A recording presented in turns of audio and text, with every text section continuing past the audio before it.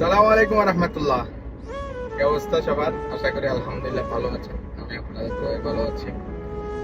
তো বর্তমান সমাজে দেখলাম, বর্তমান জেনারেশন যেটা আছে তাদের আশীর্বাদই দেশ ছাড়ার জন্য প্রস্তুত।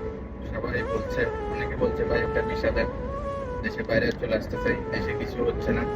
অনেকে অনেক কিছু বলতেছেন। আসলে যারা আসলে এই দেশে কিছু হচ্ছে না, কি হচ্ছে না সেটা তো বলতে পারতেছি না, কারণ আমি নিজেও বাইরে আছি। কিন্তু যারা দেশের বাইরে আসতে চাচ্ছেন, সবাই হয়তো স্বপ্ন বড় বড় কিছু করবে, ভালোর জন্য বড় কিছু করবে। তো আমি বলবো যারা দেশের বাইরে আসতে চাচ্ছেন বা বর্তমান জেনারেশন যারা ছোট ছোট, অনেকেই এসএসসি পাস করতেছে, এটা বলছে ভাই একটা ভিসা দেন, বাইরে চলে যাবো, বাইরে চলে যাবো। তো তাদের জন্য একটাই অ্যাডভাইস থাকবে, দেশের বাইরে আসলে দুই তিনটা জিনিস অবশ্যই লক্ষ্য রাখতে হবে। যে অবশ্যই যে কোনো হাতের কাজ শিখে আসলে হয়তো নিজের জন্য ভালো, সাথে সাথে এসে কাজ পাওয়া যায়। আর সাপোজ কোনো হাতের কাজ জানা না থাকলো, পড়ালেখা করছে অনেকে, যারা হয়তো স্টাডিতে থাকে তারা হয়তো হাতের কাজ জানে না, তারা ইংলিশ হিন্দি একটু ভালো করে শিখে আসলেই বেটার। আর সেকেন্ড কথা হচ্ছে যে বিদেশে আসলে অনেক মাম্মি ড্যাডি ছেলেরা বিদেশে আসে, বড় লোকের বাপের বেটা। তো আসলে আমি কাজ এটা করব না, ওটা করব না। প্রথমত ওই ব্যক্তি, যে ব্যক্তি বিদেশে এসে কাজের মধ্যে ডেফিনেশন খুঁজে যে আমি এটা হলে এটা করব না, এটা হলে এটা করব না, সেই ব্যক্তি কখনো সফল হতে পারে না।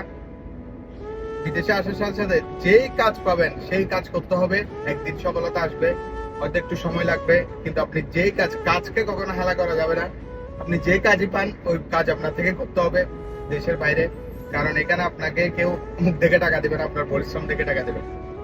আর দ্বিতীয় কথা হচ্ছে ত্যাগ স্বীকার করতে হবে, অবশ্যই অনেক কিছু ত্যাগ স্বীকার করতে হবে, অনেক কষ্ট সহ্য করতে হবে, কারণ এখানে আপনার মা বাবা নাই, কেউ নাই, আপনাকে নিজের মধ্যে সবকিছু সাফার করতে হবে।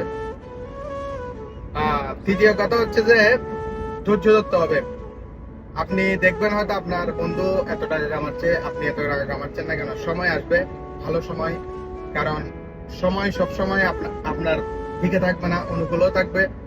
হয়তো আপনার সময় যখন হবে তখন হয়তো আপনি নিজেই টাকা কামাবেন, তখন আপনাকে বলতে হবে না। কারণ আর সবচেয়ে বেশি কষ্টের বিষয় হচ্ছে পাশের জনকে দেখে আফসোস করা যাবে না যে সে তো আমার সমবয়সী, সে আমার থেকে টাকা বেশি কামাচ্ছে।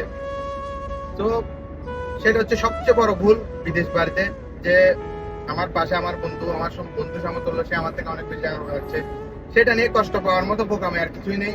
কারণ সে তার জায়গাটা তৈরি করে নিয়েছে, আপনার থেকেও সময় লাগবে, আপনি আসার সাথে সাথে তার সোনার হরিণ পেয়ে যাবেন না এখানে। তো ধৈর্য ধরতে হবে, ধৈর্য ধরে থাকতে হবে, এবং যেই কাজ করেন ওই কাজকে মন দিয়ে ওইটাকে প্রফেশন হিসেবে বেছে নিতে হবে।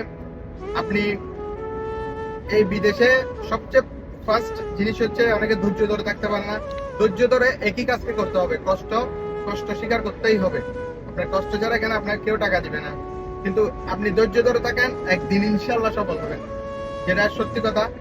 আমি দেখেছি অনেককে যারা অনেক কষ্ট করেছে, আজকে অনেক সাকসেসফুল মানুষ এই বিদেশে।